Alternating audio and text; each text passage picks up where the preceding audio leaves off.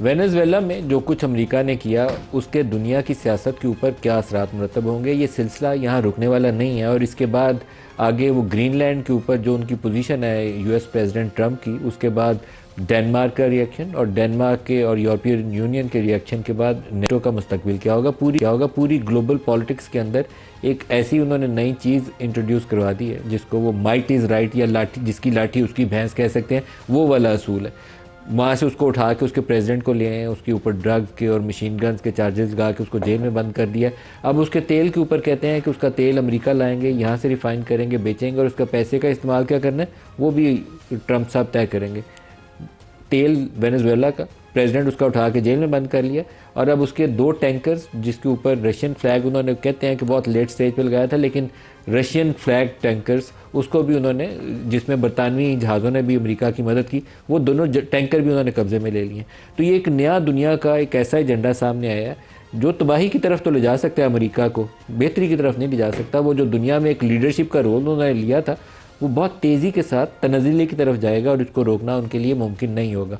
हमारे लिए इसमें कुछ खदशात बहुत शदीद किस्म के हैं, क्योंकि ग्रीनलैंड तक का मामला रहता है तो ग्रीनलैंड में तो यूरोप सबसे पहले भुगतेगा। यूरोप और अमेरिका तय करेंगे कि नेटो का क्या बनना है, वो आपस में लड़ लें।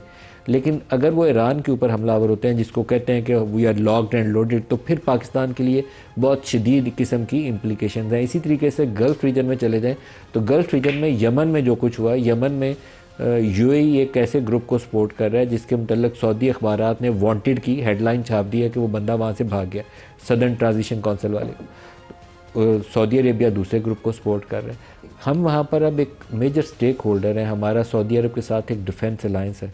तो ये पूरी सिचुएशन जो है पाकिस्तान के लिए असरात रखती है। तो प्रोग्राम में इब्तिदा में इस पर भी बात करेंगे।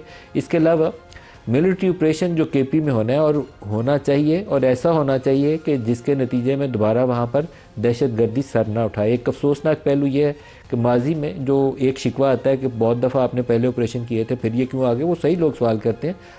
उन खामियों को एड्रेस करना पड़ेगा हमारे इस्टेब्लिशमेंट के लोगों को भी और हमारे सिविल के लोगों को भी।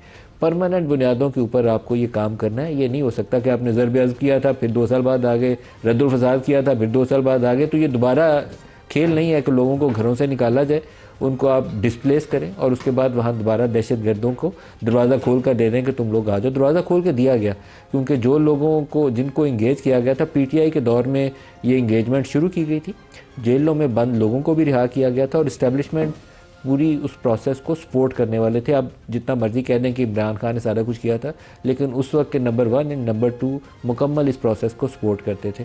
और ये प्रोसेस सिर्फ ये नहीं था कि इमरान खान के ख़िलाफ़ अप्रैल में नो कॉन्फिडेंस आ गई तो ख़त्म हो गया, बल्कि एक्चुअल इसकी जो इम्प्लीमेंटेशन प्रोसेस था वो पीडीएम की गवर्नमेंट ने आके उसको आगे तक बढ़ाया।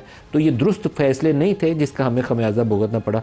आपको अगर स्वात, औरंगज़ेब, साउथ वज़ीरिस्तान, नॉर्थ वज़ीरिस्तान, इन इलाकों में माजी में क्या सूरत हाल थी अगर वो जहन में, और उसके बाद आप उन्हीं जगहों पे उन लोगों को जो वहाँ पर गुंडागर्दी करते थे दोबारा मौका दे दें, तो फिर तो बहुत बड़ी एक आपकी कोताही है जिसकी सज़ा सबको मिलती है, इलाके के लोगों को भी मिली है और आपके ऊपर भी अब ट्रस्ट का डेफिसिट हो गया।